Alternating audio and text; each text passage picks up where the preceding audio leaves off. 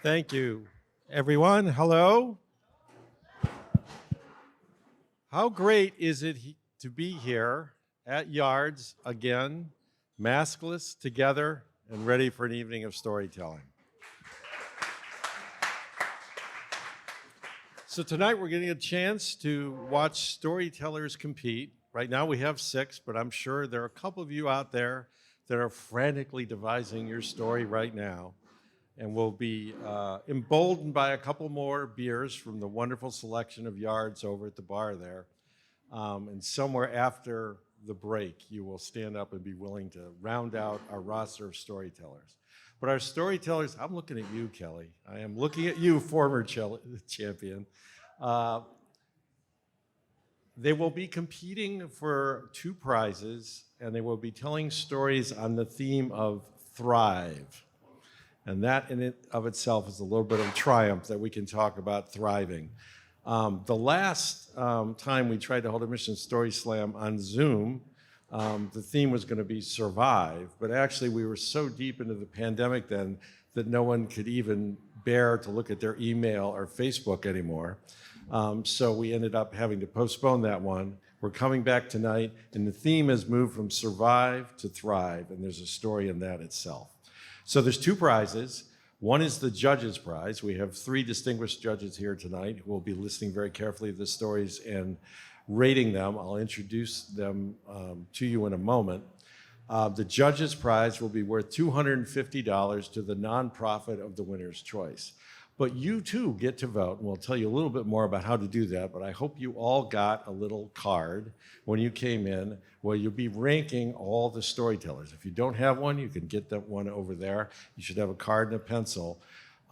We will calculate the winners of the People's Choice Award after the slam ends, and you can find that on the Mission Story Slam Facebook page tomorrow. That prize is worth $100. So listen carefully to the stories and rank them as you go. Mission Story Slam, as you know, is a project of PWP Video. Let's hear it for PWP Video.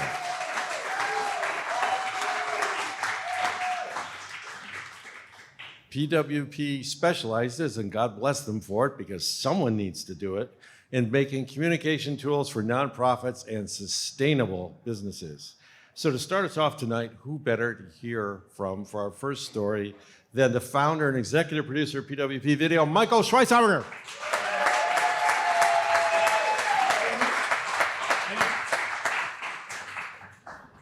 Hello there.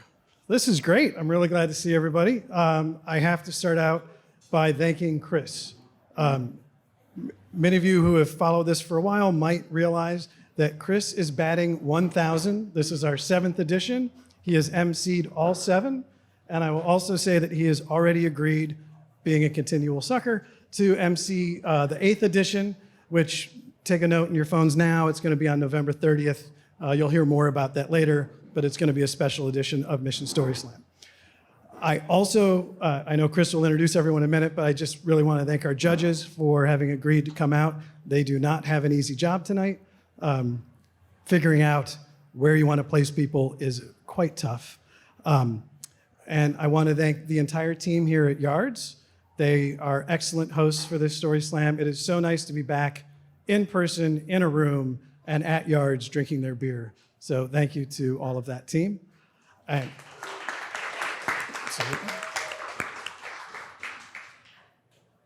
I should also thank the team that I get to work with from PWP Video. They have put in an enormous amount of hours getting everything ready for tonight, doing things like recording all of the stories so that we can share them online afterwards.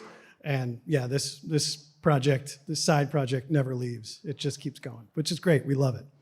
And lastly, I want to thank your part-time controller. If you guys haven't got their swag, there's free shit, people. Get your free shit. But your part-time controller, who are another great mission-driven business, they've stepped up to sponsor Mission Story Slam, and it's really nice to have the ongoing work that we've been doing recognized by someone feeling that we are ready to step up and sponsor. So I really want to thank the people from your part-time controller for doing that for us. So free shit, just remember that.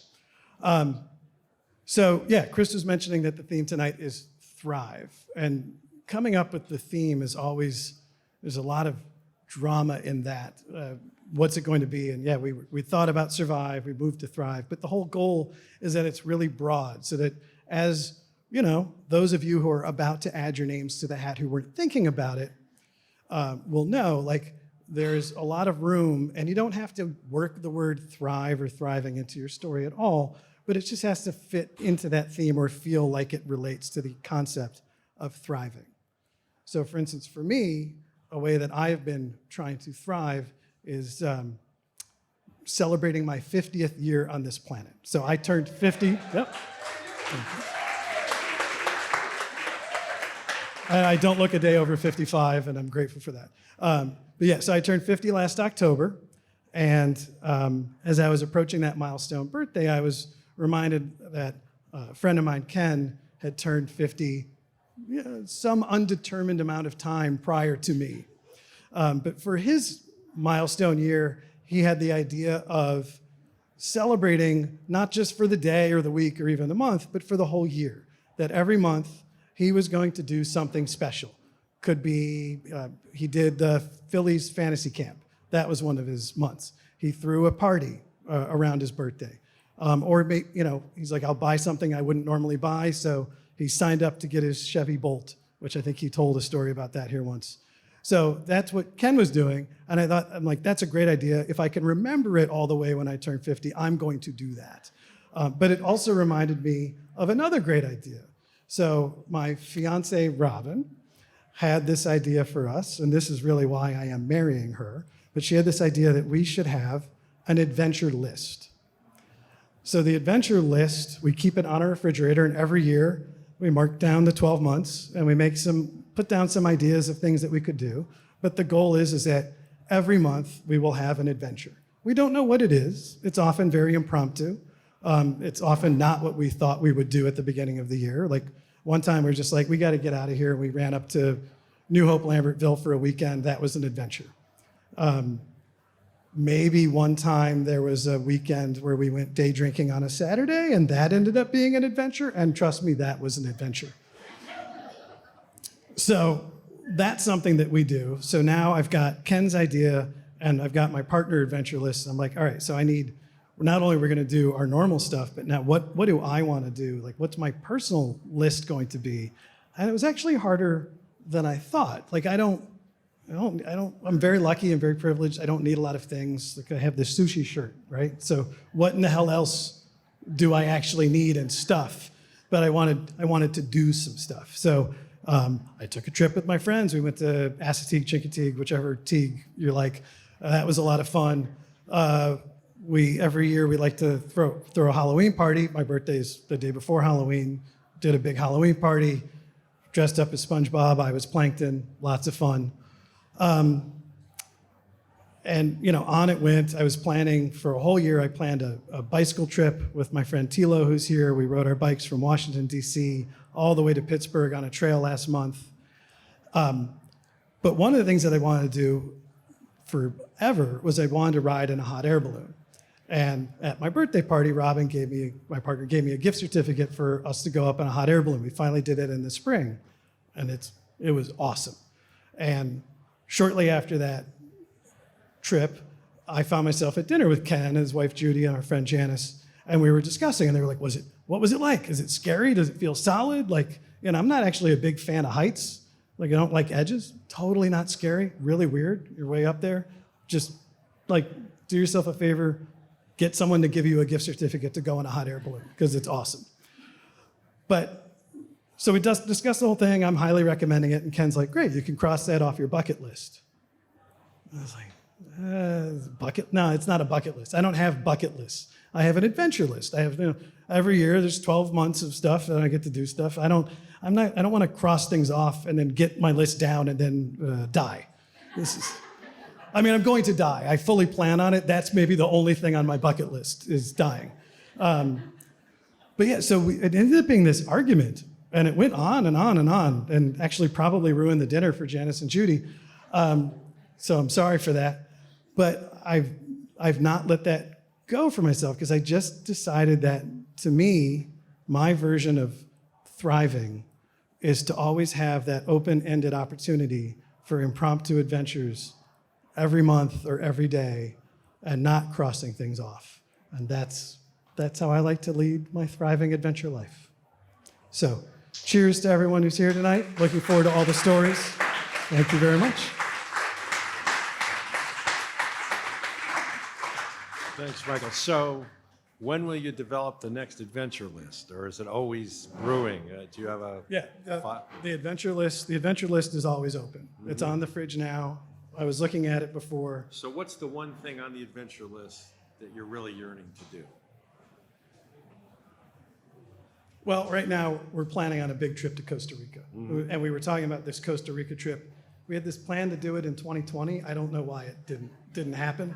So that's the big event. Okay, that's Costa next. Rica. What are you going to do in Costa Rica? It has now been decided on an adventure camping trip when we decided we were going to get married that we're not throwing a party. We're just going to go on a honeymoon to Costa Rica. Is So, getting 2 weeks. married on the adventure list? No. Okay. No, it wasn't, but it is now. Okay. Michael Schweitzer, everybody. Thank you. Thank you. There are a few more awesome responsibilities, actually, on this earth than being a judge of the Mission Story Slam. So we really want to thank the three folks who come here tonight, so let me introduce them to you. Sharon Gallagher, raise your hand, Sharon, is the principal of SAGE, a social impact communications firm. It's a certified women-owned business founded by Sharon and Barbara Beck in 2003. SAGE specializes in telling impact stories of nonprofits, foundations, city and state initiatives, and socially responsible businesses. And as a journalist, I can tell you they're extremely persistent on behalf of their clients and also very effective. Sharon and her team spend their time developing and implementing strategic communications plans, creating content, and working with the media so that they can share their clients' stories of doing good. She sits on boards and committees at Habitat for Humanity, Fleischer Art Memorial, Project Home, and the Kimmel Center for the Performing Arts. Sharon Gallagher. Jamila Harris Morrison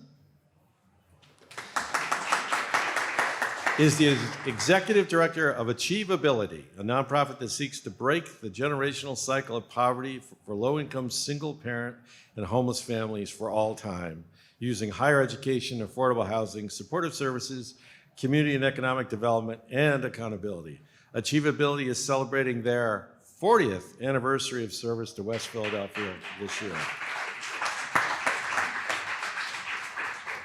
Jamila also serves on the boards of Philadelphia Association of Community Development Corporations, Mercy Catholic Hospital, Together for West Philadelphia, and Howe Charities. Jamila Harris Morrison.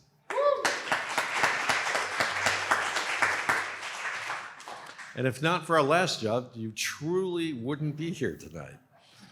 He is Tom Kehoe, the founder, president, and brewmaster of Yards Brewing Company here in Philadelphia. Tom has been in the brewing industry since 1988. His commitment to environmental and social stewardship has set Yards apart as an industry leader. He's proud to call Yards, Pennsylvania, its first 100% wind-powered brewery, and even more pleased to say in the past 3 years, Yards donated over 3 tractor loads of beer to local charitable causes each year. Tom is also current trustee of the Schuylkill Center for the Environmental Education and a board member of the Philadelphia Free Library Culinary Literary Council. That sounds like an interesting group. Tom, welcome, Tom Kehoe.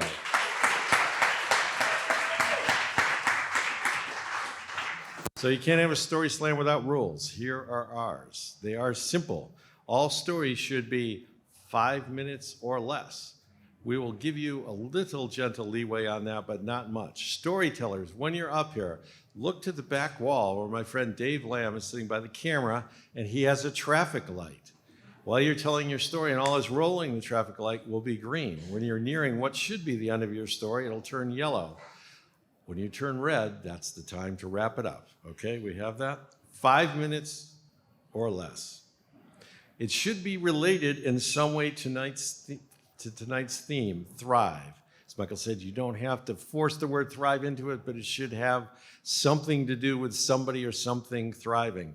At the table before I came up here, I was talking to Kelly, one of our former winners, and we were recalling one fateful evening where a man got up and told a story about going to a strip club with his buddies, and it had nothing to do with the theme. And that's the one time in my life I truly wished I had a physical hook so that I could just pull him off.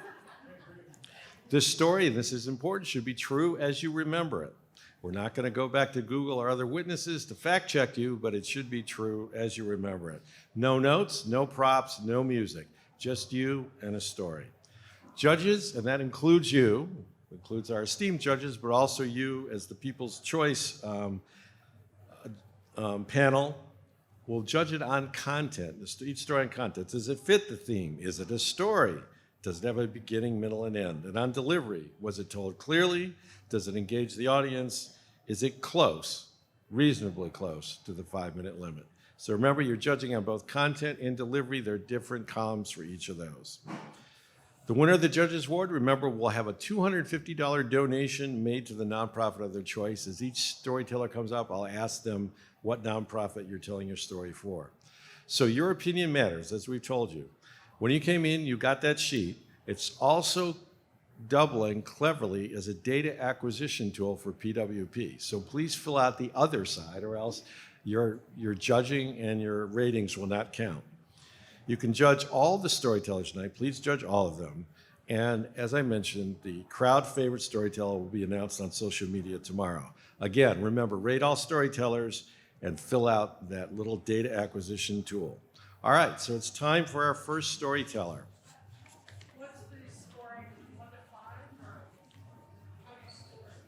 Dave, 1 to 10. 1 to 10. 10 being the Even more, yeah, 10 being the best, 1 being the worst. You have 10 measures of nuance and subtlety. So Dave has pulled from, we don't have a hat now, we have a flower pot. We have a flower pot from The name of our first lucky storyteller, Nikki Bagby.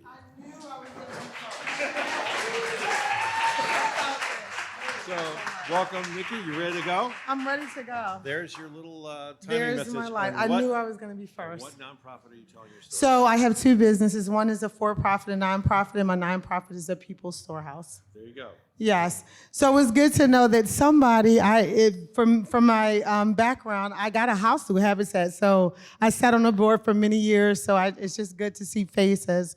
So I just said, I'm trying to figure out what I was doing today. I got an email and said, Nikki, you need to show up and tell a story. So first, shout out to 50. I turned 50. I think I grew up when I turned 47, right? So I'm happy to turn 50. I've really been having hot flashes, and I'm trying to figure out why was I driving. I started sweating profusely, and my 14-year-old was like, Mom, I said, no, I think I'm dying. So shout out to everybody who's been through menopause. So, and still going through menopause. So my story is about thriving. I always say, don't judge a book by its cover. I'm going to tell a story about myself, my husband, and my 6 kids. 3, we had daughters first, and then we had 3 sons. We definitely have the Brady Bunch. One of them, if I had one child at that time, I would have had no. He was the child that I put on. If you ever see the Goodyear commercial and see a little child hanging on the side, that was my son. So, and he's the 5th child, and he's 22 at Westchester, and every time I see him, because he's so calm, I be like, I just need to put you out right now. So that's my story. So I was a young mom, 17 years old when I became pregnant. I said that, me and my husband were in 5th grade together. Our 5th grade principal now at one of the schools said, they set us up. I said, no, I didn't like him. He was a knucklehead. He used to steal my flute when I was younger.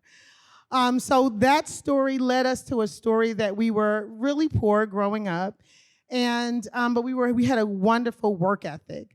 I always say that if you believe in yourself and believe that you can conquer anything, it's possible.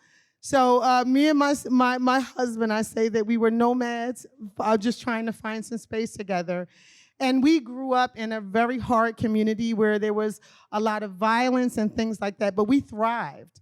Part of that thrive is the fact that I had a child every 2 years. And after the 3rd child, I said, when you're asleep, I'm going to put a GPS in you because I need to know where you are all the time. And he looks at me and said, Nikki, I think so. I said, you never know. So being as though we were really young parents, we have 5 children as adults.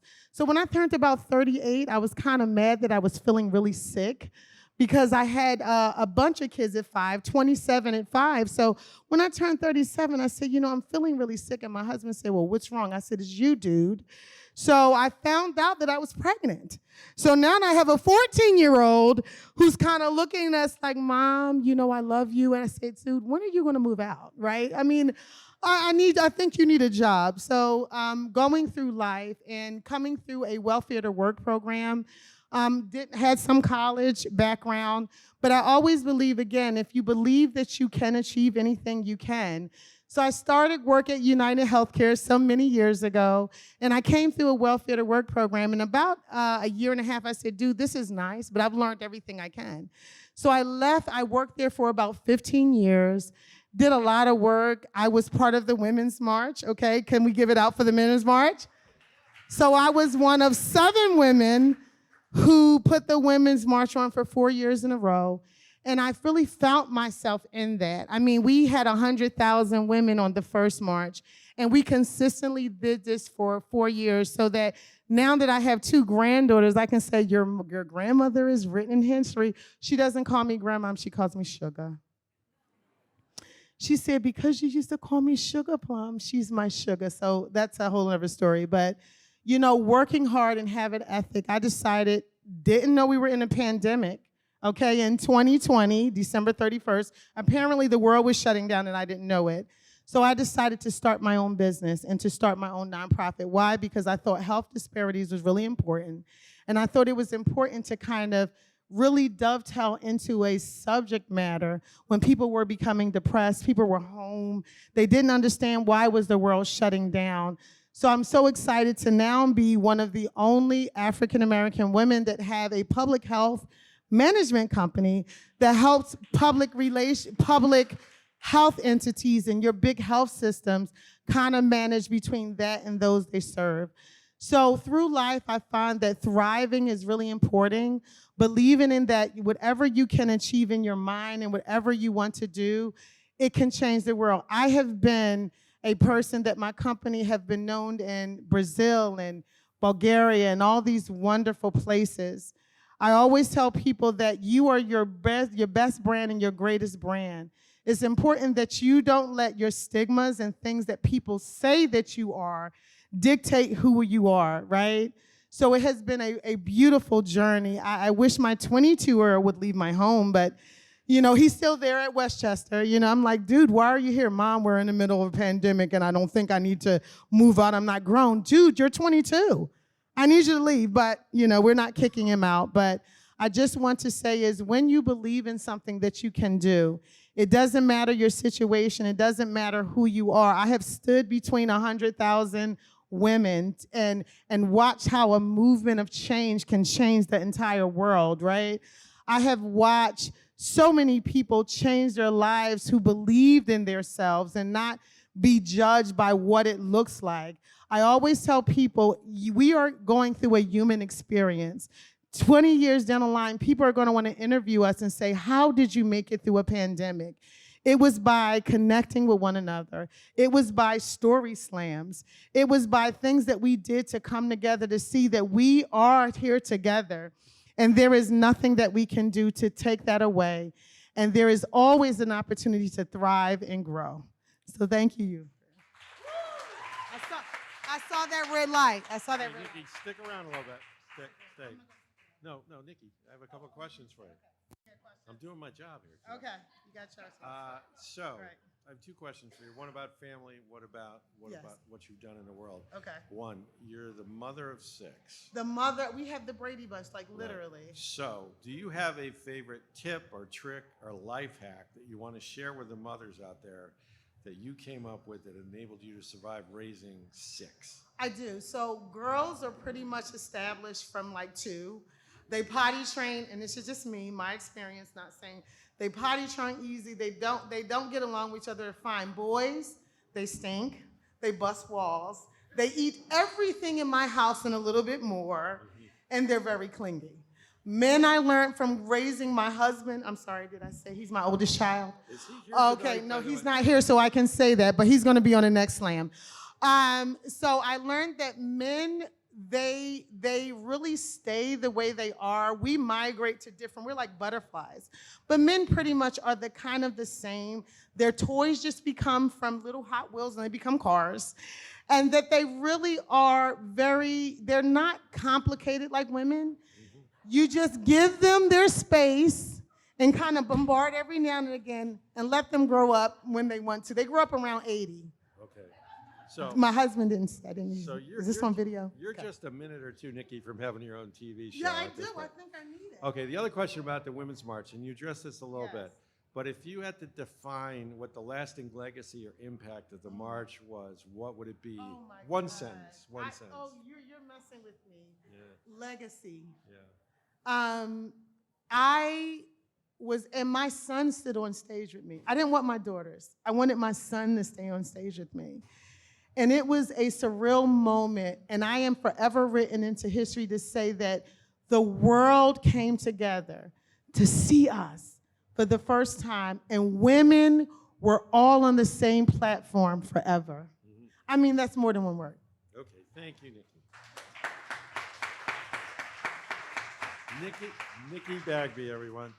Okay, our next storyteller, and I want to assure you this is not an example of nepotism or inside dealing, it's Sharon Gallagher.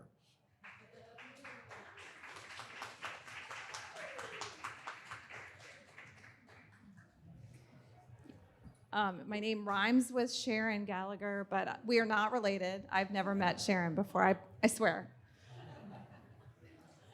My name is Sharon Gallagher. I am the interim executive director of This Is My Brave. This Is My Brave is a national nonprofit, and we do mental health storytelling.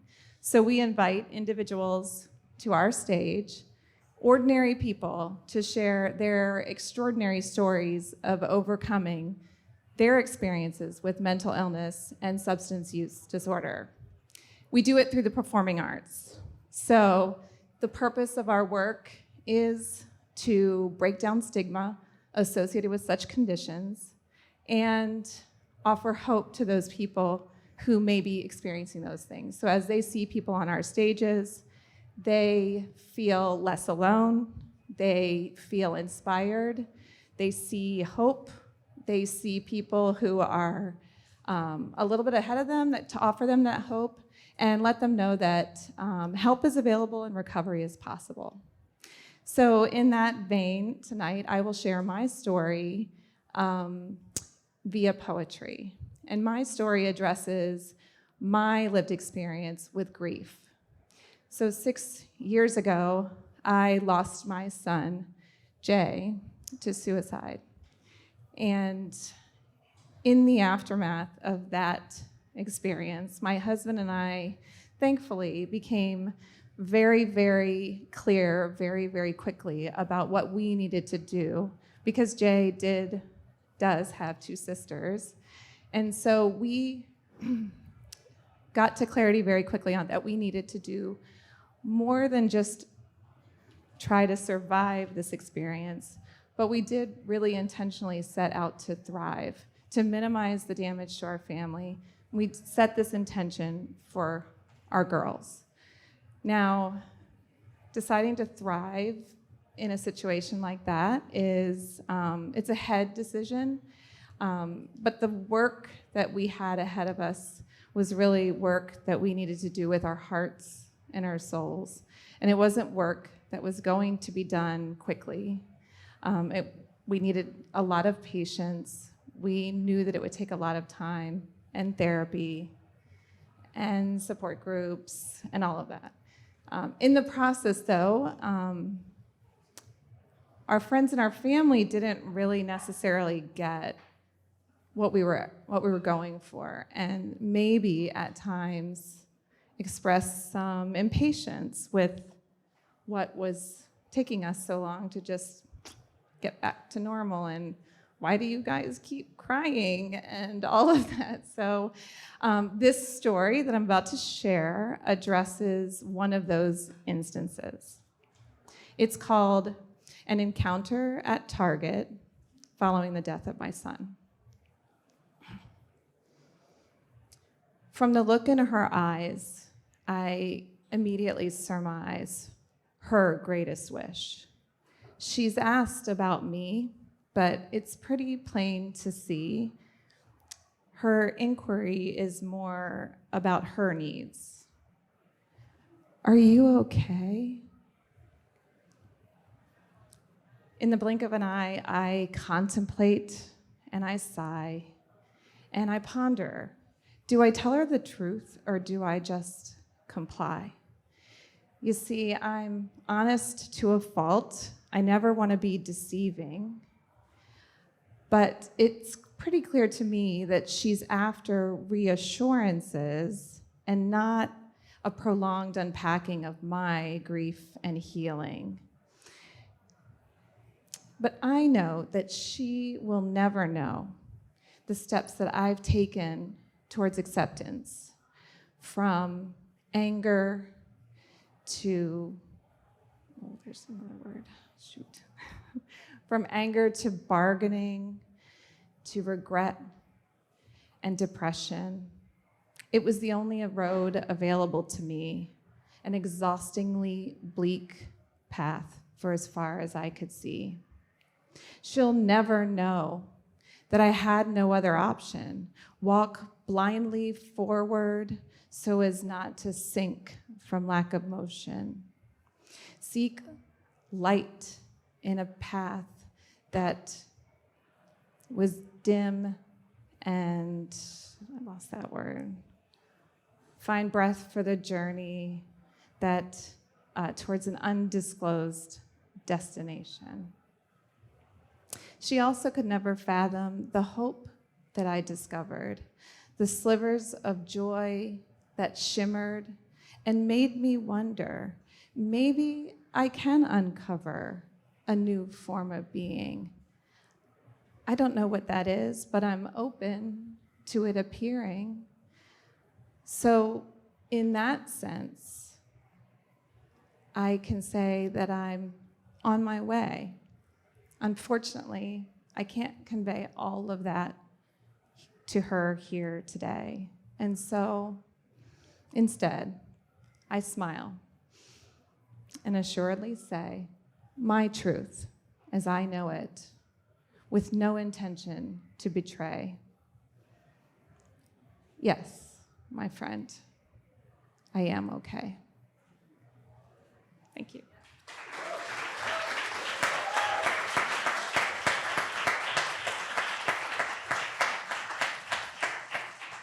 Thank you, and I'm sure you're telling the story for your nonprofit, right? Yes. Yes. Okay. Yes.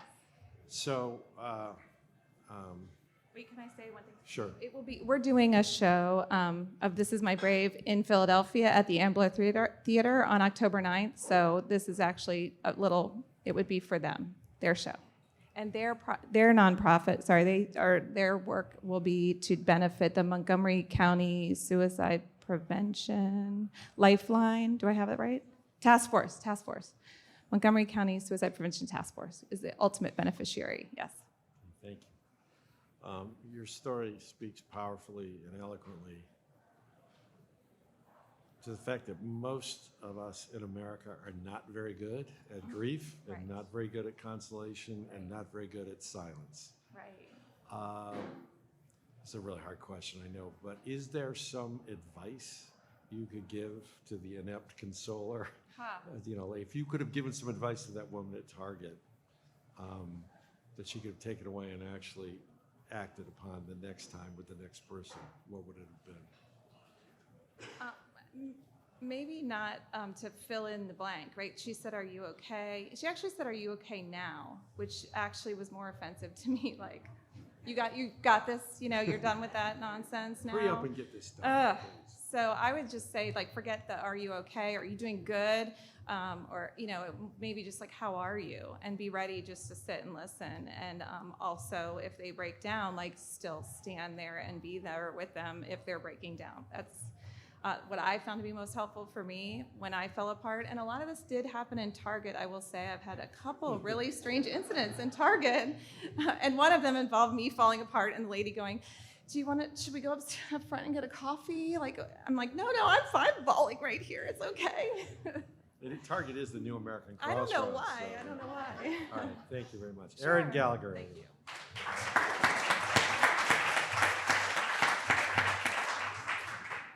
Before I call up our next storyteller, a couple of things to know that are good to know. All of tonight's stories are being recorded and made available to share online. So be sure to like Mission Story Slam on Facebook, follow us on Twitter and Instagram to find out more. And if this is your first time and you liked it, there are lots and lots of other stories from years past that you can find on Mission Story Slam. Also, tonight's winning storytellers will be invited to tell us more about their story on the Mission Story Slam podcast. The first 17 episodes are available for streaming on missionstoryslam.org. They're also on iTunes, Stitcher, Google Play, and wherever fine podcasts are purveyed. Okay, are you ready for our next story?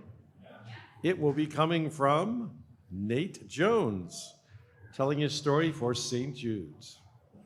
Nate? What? Oh, okay. Great entrance, Nate. Outstanding. Hello. Thriving to me means living beyond the expectations, whatever day, moment, or yourself that you have. And in my 27 years of life, that has happened exactly once. Once. February 4th, 2018 was a very big day for me. Anyone off the top of their head? Thank you. It was a very big day. The Eagles' first Super Bowl. Now at the time, all right, let's cheer for that. Yeah, they're not here.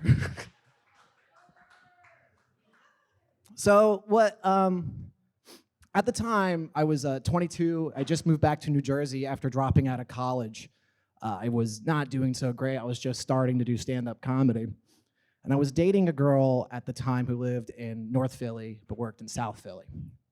So on the day of the Super Bowl, I pack a backpack with 2 40s and some Jack Daniels because something was going to burn that night. You know, it was an extreme night. So I get to the restaurant she's working at, and we win. It's this huge celebratory moment, a win I really needed for myself as well. And I'm dating another comedian at the time, and we were keeping it a secret. So we just decided to go out onto the streets that night and drink and celebrate with everybody. I thought it would be very funny to propose to her in front of a dumpster fire because those would be our photographs. And she said that's the funniest thing she's ever heard. So we did it 8 times that night. So we're working our way north. And the first time we do it, I get down on one knee, people start gathering around and freaking out. And we just pretend I forgot the ring, which no one was really happy about. And then you have strangers then coming up to me being like, you better take care of her. And I'm like, you don't clearly have my best interests at heart. You don't know me. This is not a good woman. You'll see. So we start making our way down, and she's so smart. She's coming with a backstory. We're taking photos, and she hands me like a Forever 21 ring, which is made out of exactly 1 rubber band and a nickel. So I propose to her with it, and people come around and be like, let me see the ring. Let me see the ring. And she's like, he got me a moonstone, Jared. And then everyone got mad at me for her ring. We keep going down further and further, and we're having the time of our lives. Our relationship was not going that well at this point, but this was the happiest we'd ever been together. So we keep going further and further down, and my buddy texts me, and he goes, hey, did you just propose to Elena on Broad Street? And I said, no, absolutely not. So he sends me a video from Barstool Sports with 200,000 views by the time I get home, completely blowing up our relationship. So then I texted him back. That could be me. We wake up the next morning and we're in Sports Illustrated, the Huffington Post, 3 different local TV specials. We were right after the guy that ate horse shit, you know? That was him, then us. And it's kind of a hard feeling to explain when you're 2 comedians who want to be professional and no one cares about how cool your bit was. People didn't want to know. We tried tweeting like, hey, this isn't real, and everyone goes, we don't care. They just like to see someone get proposed to with a 40 in their hands. The 40s were not dropped, by the way. That happened. That was there the whole time. So the next day, I'm working at my restaurant job. I'm back to my normal, god-awful life. I'm wearing a blue polo and khaki shorts. And then one of my tables goes to me, hey, was that you on SportsCenter? And I go, would you like fries with your burger? And thriving to me, it can't be sustained all the time. We go through ups and downs constantly. And I know that was a peak, a huge peak of my life, because after we broke up, she said to me, that was the only night I ever loved you. So things come and they go and they die and it's okay. But no matter what, I definitely thrived for one very specific night. And I'll always have had. Thank you very much, guys.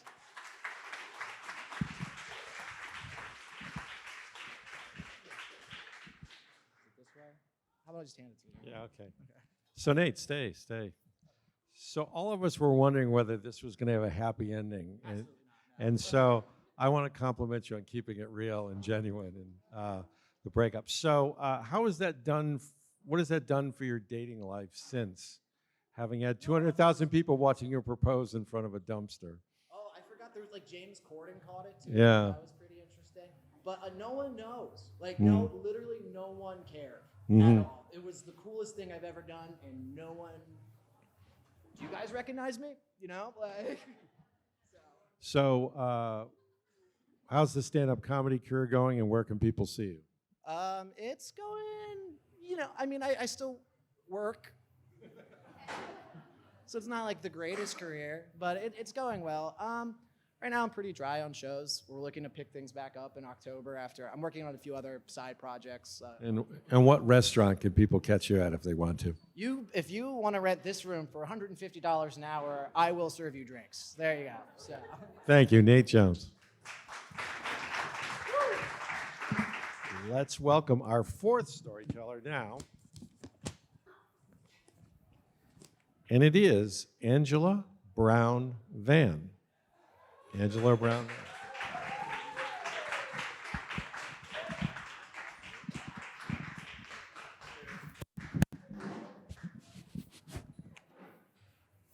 And our crack tech team is getting the mic ready for you. There you go. And Angela is telling her story for Power Interfaith. Yes. Good evening, everybody. Good evening. Thank you. So, yes, I'm Angela Brown Van, and I work for Power Interfaith as an organizer. I'm also an ordained minister, so no cursing at me or throwing tomatoes, please. So today, you know how people often say I was today years old. Well, I was today years old when I found out that BFF means best friend forever. I thought that meant best female friend or something like that. So I was today years old when I found out that means best friends forever. And I'll probably forget what that means tomorrow. But my best friend forever is my grandmother. And my best friend forever, my BFF, taught me a lot of things about life. She taught me how to be resilient. She taught me how to not just survive, but to thrive. And so my grandmother was born in the 20s. She was the last of 14 children. And if you listen to her tell the story, she was pampered by her parents because she was sick all the time. She was a mama's girl, she was a daddy's girl, and she didn't leave the house until she was in her late 20s to start her own family, and that was not the norm. And so by the time she started her own family, she knew how to make her own clothes. She knew how to grow her own food. She knew how to survive. She knew what she had to do to take care of a family and survive. And so that's what she would do for her new family. She would survive. My grandfather grew tobacco. They knew how to make it. But what she also had to do in order to survive was stand up to my grandfather, who was an alcoholic. And so what she did in order to survive was one night when he threatened her life, she took a hammer and she had the strength as well as the mental fortitude to help the hammer to his head. And then my grandmother escaped Virginia and made her way to Philadelphia and regained her power with her 4 children. My grandmother escaped that abuse, and she started a new family in Philadelphia. But then my BFF had to endure something else. Her new husband, after he died, she found out that she had to leave her house because he wasn't paying the taxes. So here she is having to endure something else and be resilient again. And I love these stories that she told me because then she said she wasn't going to be out on the street. And so my grandmother in the 70s bought her own property for $8,500. A resilient woman when women didn't do such a thing on their own in the 50s and the 70s. Her stories taught me how to not be afraid of giants. Her stories taught me how to not just survive, but to thrive. Her stories told me how not to be afraid of giants because giants would get in your way. And so when I was 27 years old, when I was diagnosed with a seizure disorder, the first person I saw when I woke up a day later was my grandmother. My grandmother's face in her stories of her resiliency reminded me that everything was going to be all right. All I needed to see was her face. And so, but a few years later, though, after the seizure medications just weren't making me feel good, and every now and then I would have breakthrough seizures. Sooner or later, though, the doctor said, we need to do another MRI. So then they noticed in 7 years, there was a tumor that had been growing on my brain, right? So this tumor that had been growing, now they said, you have to get the brain tumor out. And I think you should get it out right away. So here goes another obstacle. But grandmom said, we can survive things, and not only survive things, we can thrive. So this is a small thing for you. A brain tumor? Yes, a brain tumor is a small thing for you. So I got the brain tumor out. But here's epilepsy. And so what I learned, though, was that's a small thing. I can overcome these small things, even the epilepsy medication. But what happened was, we talked about menopause right earlier. Menopause came. Menopause and epilepsy, they don't go together. And so I started forgetting things, sleeping all day, getting weaker, and lost my job because of it. But guess what happened? I still remember what my grandmother said. My grandmother taught me how to thrive through it. And I want to pass on what my grandmother said. You can go through obstacles, but are we going to be giants or giant slayers? If you're a giant slayer, you can thrive through it. But if you are a giant, if you're afraid of giants, you're just going to survive it. I would rather thrive through it. That's my time.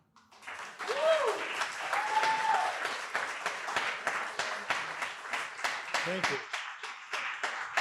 So my question for you, it's obvious that you're entirely too young to be a grandmother. But if you ever were a grandmother, do you look forward to giving the same kind of advice to your granddaughters and grandbabies? So we do have grandchildren. No. And yes, my grandson, my one grandson, he was having a problem in school and the teachers couldn't help him. They couldn't figure out what his problem was in learning. And so I observed him one day and I realized his problem was not with him, it was with them not understanding that he was left-handed. Mm-hmm. And they were hiding the letters and the writing on the board because they were standing in his way. They were giants in his way. Mm-hmm. And I needed to show him how to overcome those giants and tell them to move out of his way. So yes, I tell them those stories. Do you have a favorite keepsake or memento of your grandmother that sort of brings her up? Yes, I'm wearing her ring. Yes, yes, yes. Thank you so much for Thank your you. story. Thank you. This place is just crackling with bravery and creativity now. It's a beautiful feeling. I want to tell you that our winners from tonight, the rewards and the perks of having the bravery to do this just keep piling up. Tonight's winners will also be invited to appear on the Greater Good Project Show, radio show with Donna Saul on WCHE Radio in beautiful downtown Westchester. I've been out there to be with Donna. It's a lot of fun. You actually get a great deal of time to talk in depth about a cause that matters to you. So it's really a great gig. She's a good interviewer and she gives you a lot of time to express your thoughts. So that's another thing to look forward to if you happen to be one of our winners. Now, we have our next storyteller who will start off our second half in just the right way. Chandra Mobley, come on up, Chandra. And Chandra was being a little nervous during the break, but she's got her courage up, and it's great to see you. And who are you telling your story for, Chandra? Okay, so I'm supporting women against abuse. I'm an advocate and a survivor. Okay, so my name is Shonda Mobley, and I've been an advocate for over 10 years and survivor. I started sharing my story in, I think, 2014, of sharing my story of how I got through domestic violence and being a survivor. As I started, my story starts as a young child of experiencing verbal abuse at the hands of my father, where I was traumatized for, that was the beginning stages of my trauma. I was also abused physically, beaten naked, and unprotected by my mother. I believe that my mother experienced trauma as well, so hurt people, right?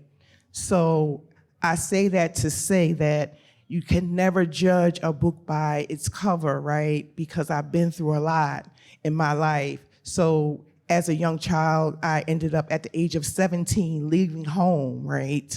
So when I left home, I had no plan. I had no place to go.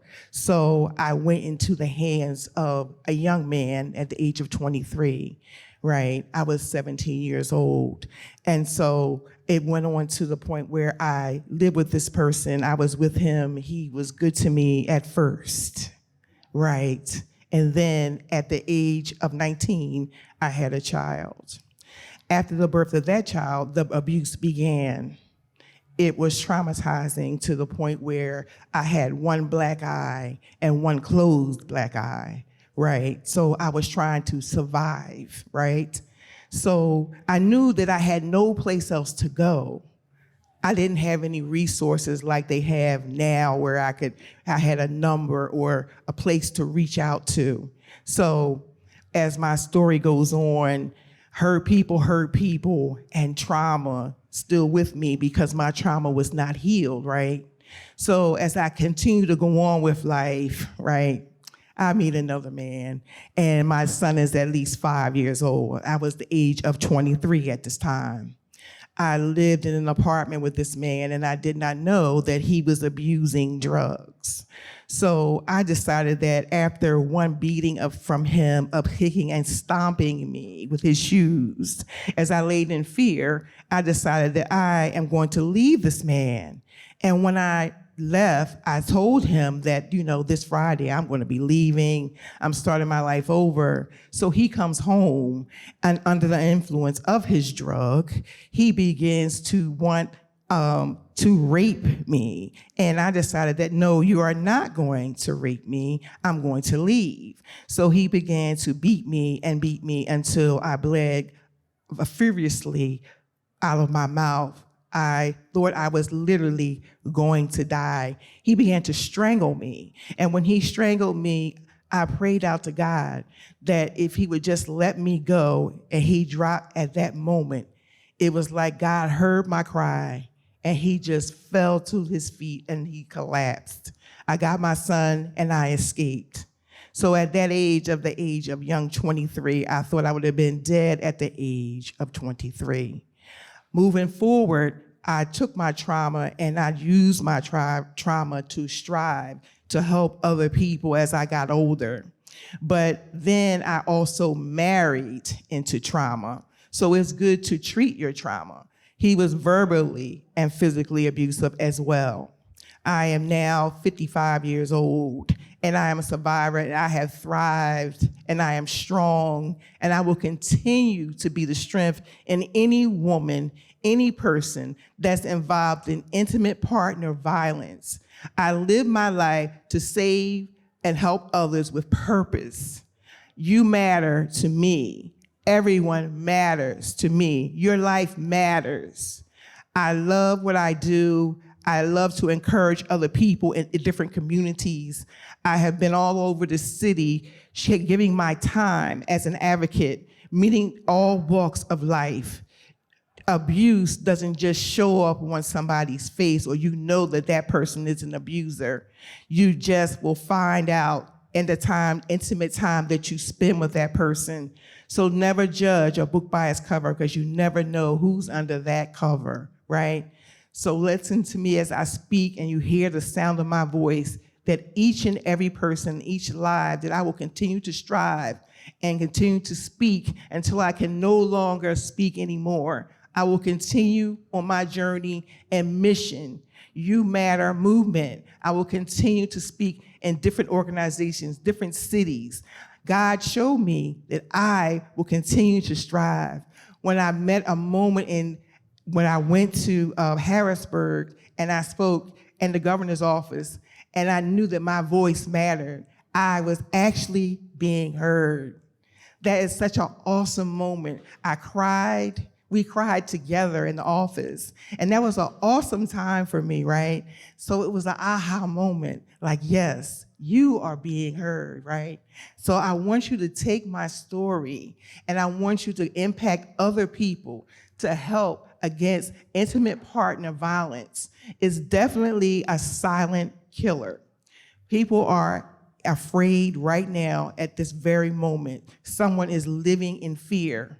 Fear is a hard place to be. Living in fear is is very traumatizing, and you need to be able to survive. Survival is important, right? I've nearly died 3 times at the hands of someone else, right? And then about 5 years ago, I was also diagnosed with lupus. So I still continue to strive, whether I have a good day or a bad day, because somebody else's life matters. Thank you.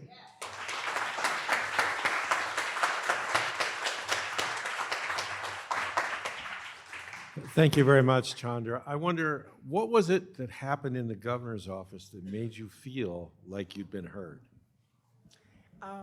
So she had shared a story with me in the governor's office that her mother, too, was a survivor. So that was an aha moment that we still can relate to each other, because she also had a mother that was a survivor just like me. So I know this is a hard question to boil down, but what is one of the best most helpful pieces of advice you give women who you're counseling after they've been through this experience in terms of convincing themselves that they matter? I would suggest that if you're in an intimate partner situation, that you start to prepare. It's going to take at least 7 times for a survivor sometimes to leave their abuser. Why? Because they have power and control. And the mindset is very, very important. So I would definitely do it safely. I would definitely put paperwork together, things that you may need if you have to leave out in the middle of the night, that you have at least your Social Security card, birth certificate, things of that nature, so that you can get the resources and help that you need when you do get out. Great. Thank you very much. Chandra speaking for Women Against Abuse.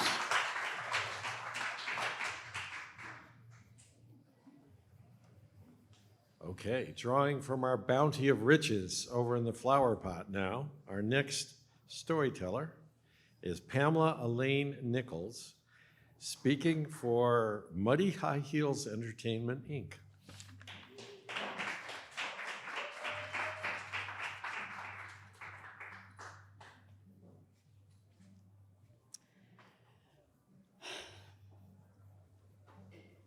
My name is Pamela Elaine Nichols, and by day I am a life coach. The nonprofit that you mentioned is actually the one that I established in 2020, which is a nonprofit to put on performances that help women tell their story of resilience after abuse. Seems like a theme tonight. The title of my story tonight is Selfish Moms Are the Happiest Moms. Mothers love their children, no doubt. They are precious and special in their sight. But there's something that mothers don't love, but they will never tell they don't love it, because if they tell the secret, they will be excommunicated from the Perfect Mother Club. And that dirty little secret that mothers hold privately is that they actually don't enjoy putting everyone's needs first and their own on the back burner. This is a little secret that they're not sharing and they're not telling. But to put everyone's needs first and your own on the back burner as a mother is debilitating. It causes depression. It causes disengagement with our children. It creates a mother who's busy with doing things than being available to her child or her children. How do I know this? I know this because 14 years ago, I practiced putting everyone's needs first and my own on the back burner until I had a breakdown on my bathroom floor in front of my 4 young children. I took all the keys in-house because I couldn't stop crying. I had to find a place to hide and cry for my children. So I locked myself in the bathroom. As I heard them knocking on it, "Mommy, open the door, what's wrong?" This woman who always seems to have it all together was completely out of control. So my daughter calls her father. "Mommy is crying," and she locked herself in the bathroom. My husband at the time said, "Don't worry, I'll call her friend, Phyllis, and I'll be home shortly." He came home, knocked on the door. "Pam, open the door." "Open the door, Pam." I ignored him.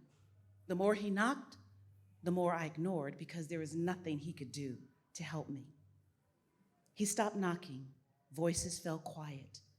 And then I heard the soft knock on the door, and the voice that said, "Pam, open the door. It's me, Phyllis. It's okay." And immediately I opened the door, and there was Phyllis. She found me on the floor, and she jumped down on the floor. She wrapped her arms around me and she held me and she said, Pam, I love you. I love you, Pam. It's okay. She rocked me, she held me, she asked for no explanation, but somehow Phyllis got me off that bathroom floor, got me into her car. We took a ride, ended up at a coffee shop, and she helped me understand that I wasn't crazy and that she herself had been in the same predicament because she knew what it meant to put everybody's needs first and her own on the back burner. Fast forward, I decided that I was going to find a solution to this problem that we mothers share but don't tell. And I discovered it. I went on a journey, a spiritual journey, and I discovered that there was a way to actually put myself on the front burner and others too. And I discovered a concept called selfish generosity. To give to myself first so I can generously give to my children. By doing that, I satisfy society's expectation that mothers should be selfless, that mothers should be selfless, and the expectation of my soul to be first, unapologetically first. And a selfish generosity woman, a woman who practices selfish generosity, these are her characteristics. She is sexy. She is a creative problem solver. She is engaged emotionally with her children. She is present to her partner. Here's a call to action to every mother in the house. No, not to every mother in the house. To every person in the house who has a mother, here's my call to action. Your mother, if she is with us, may not practice selfish generosity, and your mother, if she's not with us, probably didn't practice selfish generosity because what she needed was permission from you, child. So here's what I want you to do. Go to your mother. Write a permission slip and say, Dear mother, you have permission to practice selfish generosity. And if your mother is not with us, go tell her anyway, wherever she is, that she, wherever she is, has permission to practice selfish generosity. Thank you.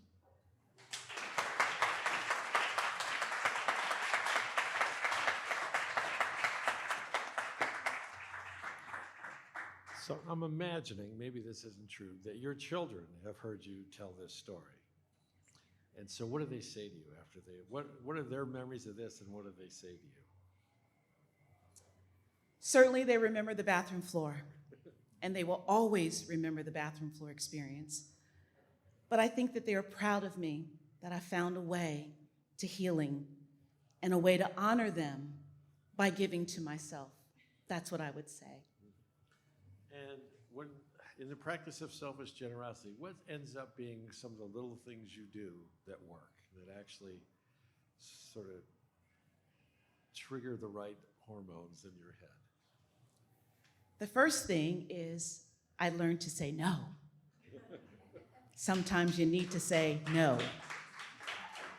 And sometimes not now. The second thing is every single day, in the morning and in the afternoon, I practice transcendental meditation. 20 minutes in the morning, 20 minutes in the afternoon, and it is the practice that centers my soul and my mind and brings me answers and solutions that I can never get when I'm stuck in my head and doing the tasks of motherhood. Great, thank you very much.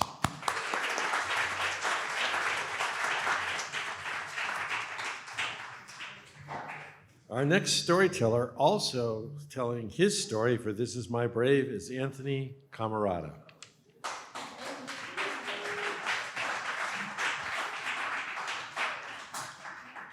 So Anthony, this is your signature here. Right? That's me. Okay, good. I did sign that. So you all are so personal tonight. This is not what I was prepared for.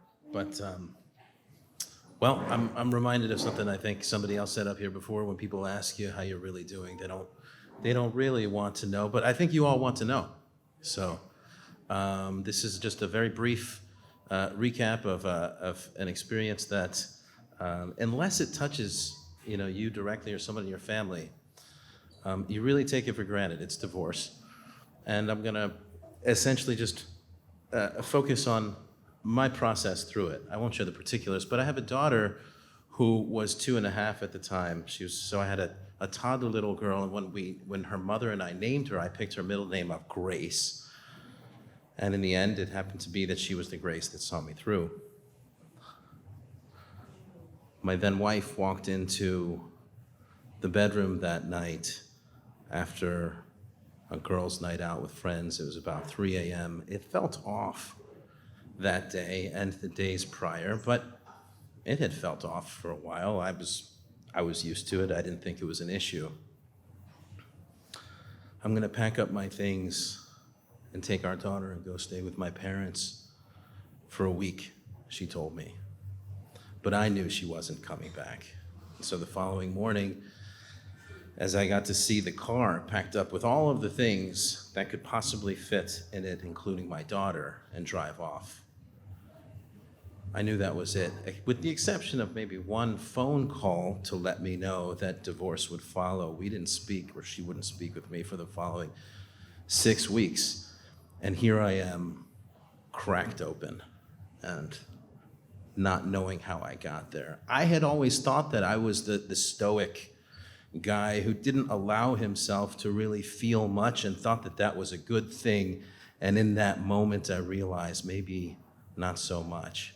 And I am reminded of a Philadelphia area film director, M. Night Shyamalan, who gives you that little twist at the end and you get all those flashes. Sixth Sense, Bruce Willis all of a sudden realizes that thing about himself at the end. And for me, those flashes of moments when I was harsh and insensitive when I should have been gentle and kind.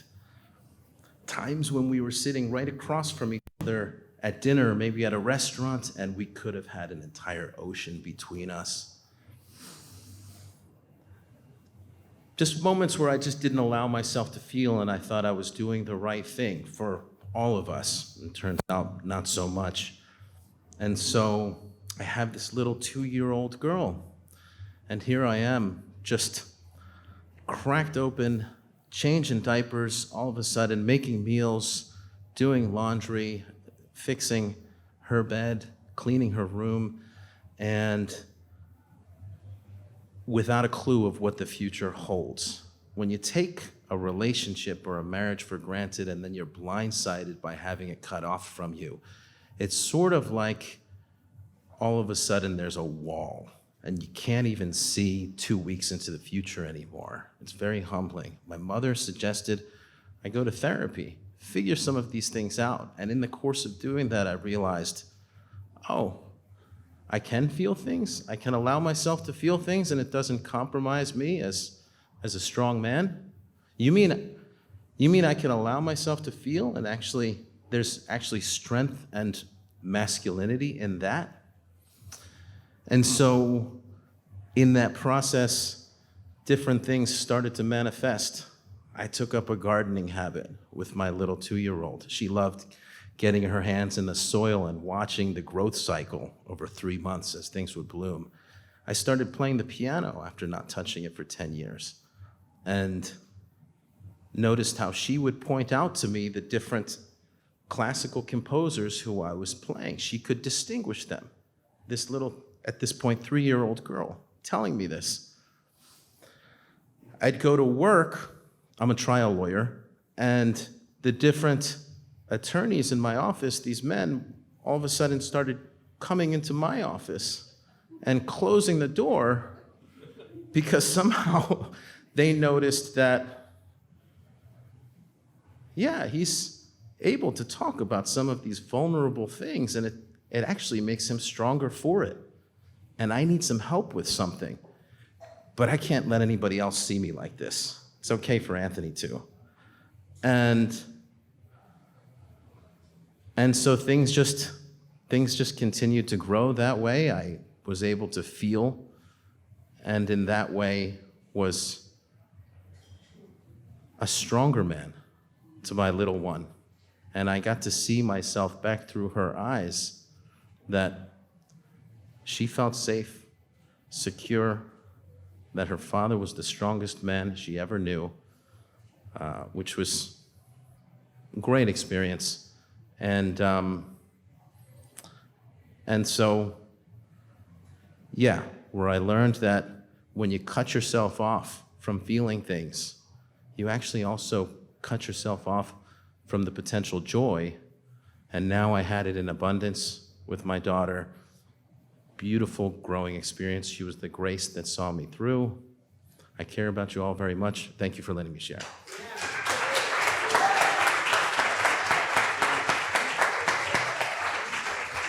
Thank you, Anthony. I'm wondering, you said you're a trial lawyer? Trial A lawyer, litigator. Do you think the sort of the pressure of that work and the focus on winning there sort of cut you off from some of the things that you've learned now? It did. It did. I thought in workaholism and throwing myself into work and not allowing myself to feel things, that I was sheltering the rest of my family. Mm-hmm. So who are some of the composers you love to play? She distinguishes impressively. Even when I would play it on let's say like Spotify or Pandora, she could tell like the distinction between like Chopin and Mozart and things like that. But my story to her was, she's two? Well, at the time she was 3 and 4. Okay. At the time she was 3 and 4. good. But yeah, I was telling her, look, this is from a couple hundred years ago. It sounded that way then, and it's in our house right now, the way the composer intended. Mm-hmm. Very cool. Okay, thank you very much. Yeah, thank you.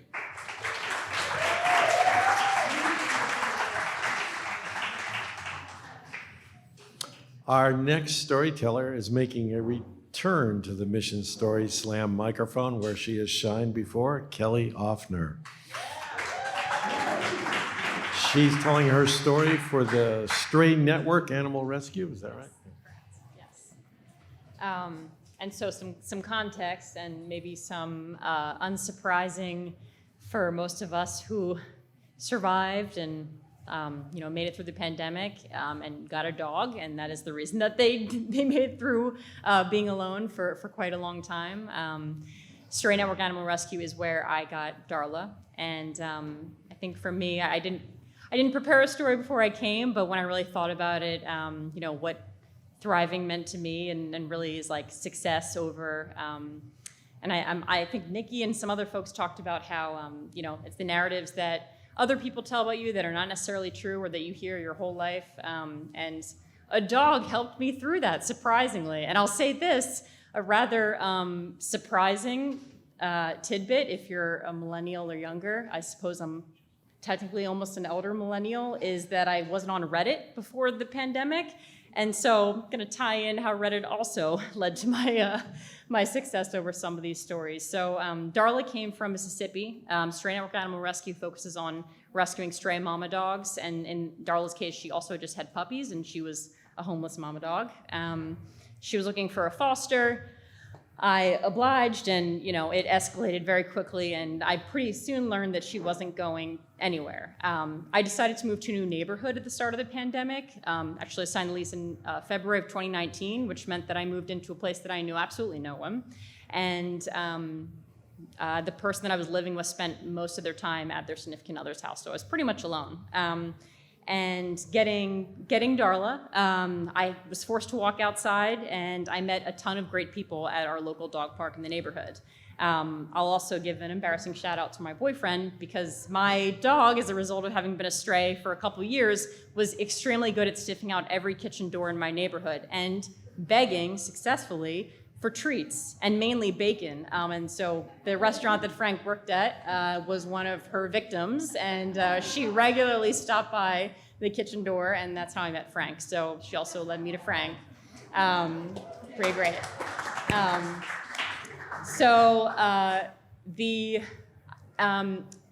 I met Frank at the end of 2020, and I joke that it's only after I met him that I broke all the bones on the left side of my body. That was because one, fell down the steps taking recycling out, and went to Rothman and was in a cast for a few months. And then a month later, I broke my hand, and I was in a full cast and had to get surgery.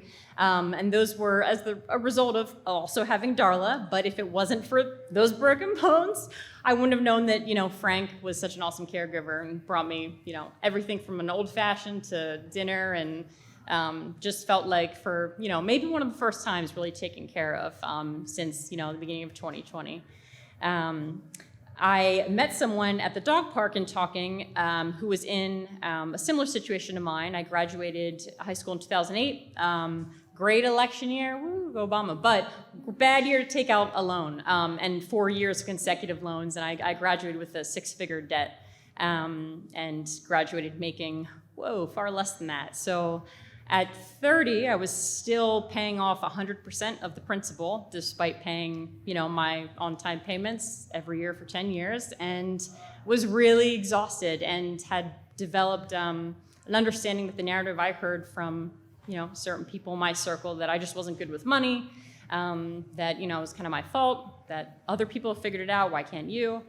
And I had, someone caught me on a day where I was willing to share that, and they were like, have you ever heard of, there's a group, it's like a student loan defaulters, and they have this other great group, and it's an advocacy group for folks that are dealing with, their student loans and fighting against the people that basically underwrote and gave them the loans. I won't say who underwrote mine, because I'm challenging them in court at the moment. And it's only because of Darla and going to the dog park that I met this person who told me about this group on Reddit. And I made my first post, and it took me like 4 hours to write it, and then I saved it, and then I posted the next day, and I refreshed a million times, and I'm like, Reddit's dumb. Nobody knows what they're talking about. And then I checked, and I know that, the power of kind of sharing, right? And talking to the community, and secrets keep you sick, which I know was a big thing, and kind of dealing with trauma. And once I finally shared about the shame and how heavy the burden was, folks were like, hey, there's these great resources for the state of Pennsylvania. Here's where it sounds like your case may, they're not lawyers, but they were helping me figure out how and where to navigate the legal system, because there were a lot of weird things going on with my student loan. So I came out of, the other end, mid-2021. I had, some metal on the one side of my body. I had successfully challenged and pretty much pending litigation for my student loans, which I'm excited, which is very weird to think about going to court, but my dog is gonna help me fight the man, so I'm pumped about that. And so, that's the real, I think Darla is the real success story, because, not only did she help me find Frank, she helped me, figure out that, I can play guitar with a cast on my hand. I do deserve to change this narrative that I'm not good with money, and that I don't, I don't deserve to, I have to wait until my loans are paid off to start my life. And no, I can flip that narrative and, really try and control what my next steps are. In every piece. So thank you, Darla. Thank you, Stray Network Animal Rescue. They're amazing, and her puppies are even cuter than her. So shout out to Darla.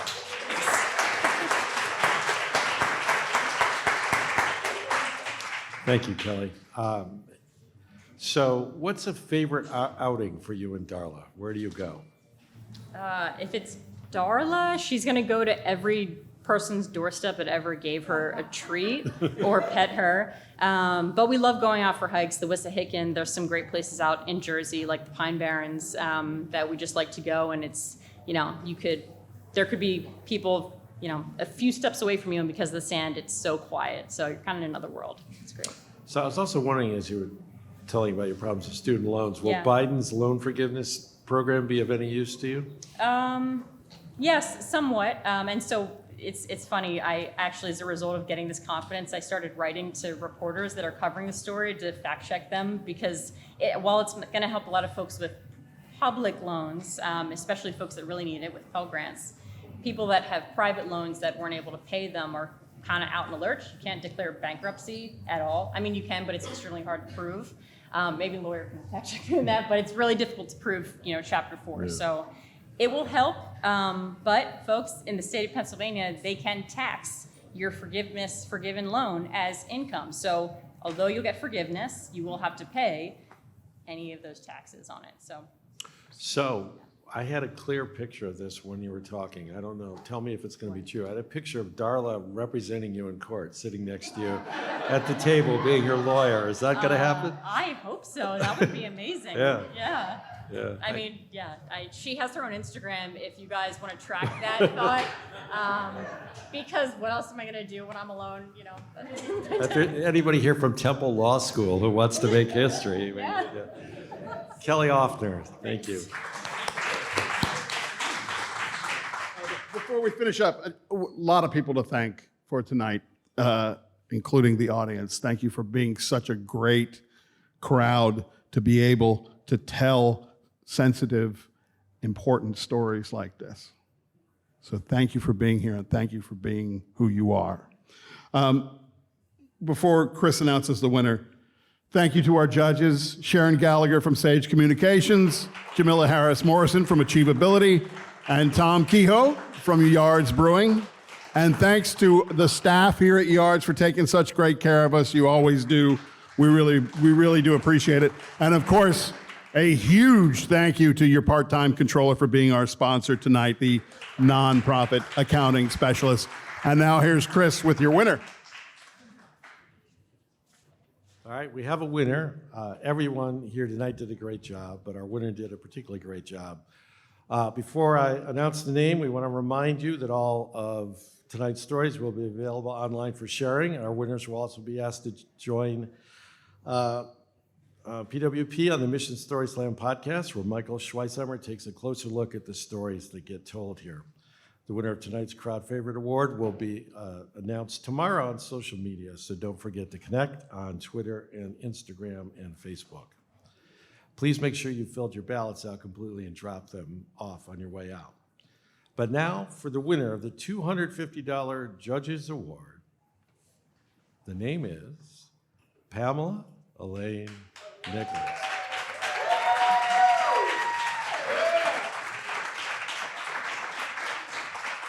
Take us home, Pamela.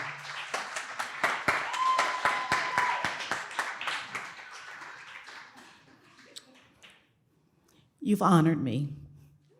You've honored me with my story and listening to it and taking it in. I just really want to thank you for listening and for voting for this. I think this is the first thing I've ever won in like 50 years, and I'm 58. So thank you very much, and I hope my story inspired you to practice selfish generosity, whether you're a mother or whether you're a father. Thank you. Thank you, Pamela. Also, before we go, and I wish you all a safe journey home, I want to thank some people who don't get thanked because they're doing all the thanking. But Dave Winston, who just started walking away when I started talking about him, does a tremendous amount of work along with the rest of the PWP crew, David and Chris and all the rest. We want to thank them. And again, we want to thank Tom Kehoe for creating this wonderful place in Philadelphia where we could come together and enjoy it. So thanks again. Remember, we have another Story Slam coming up November 30th, Michael? And we have some gifts for the judges.